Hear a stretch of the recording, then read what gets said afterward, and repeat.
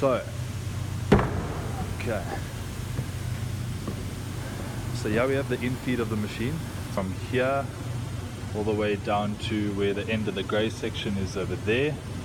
That would be the machine that I have drawn up. So basically what's happening is timber's going to start moving across like that. There's a place over here where the operator can choose whether he wants the timber to go across. Should he not want the timber to go across, they would literally pull it off this arm over here. Okay, so currently I've got my system started, got my chains going, rollers going, got my belt conveyor going, and what I'm going to do, I think I'm going to start off with this piece, and what's going to happen, I'm going to pull it off that back arm over there.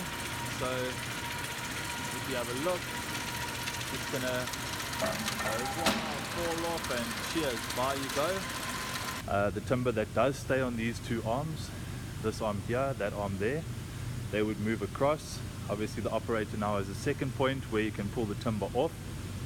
Should they pull the timber off that arm, once it passes over here, it's going to drop onto the conveyor and it will get taken away to what's called a rework station down there.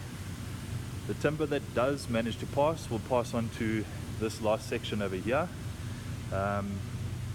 And then there's two basic functions that can happen here.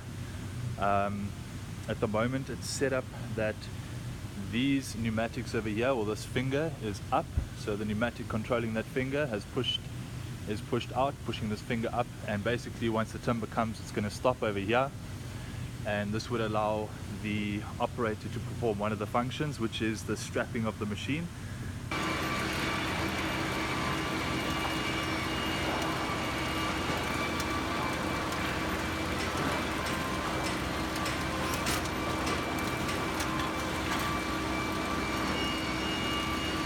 For the second process, it's not really complicated at all. What's going to happen is the operator would select the second function, and by doing so, these fingers, the same that I showed you there on the other side, that's going to come down and get out of the way. So what that will allow is for the timber to pass this point, so it won't stop here anymore. Also, by pressing the button to allow the fingers to come down, this entire chain over here is on a pivot, and that would allow the arm basically to rise up, and it would be at the same height as this chain over here. So basically what we would allow then is for the timber to pass over here, pass along the chain. It won't get strapped, but it will just pass and go all the way on down to the end of the line.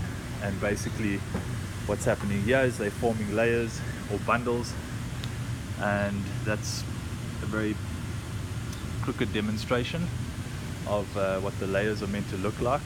And then they go further on down and out the factory.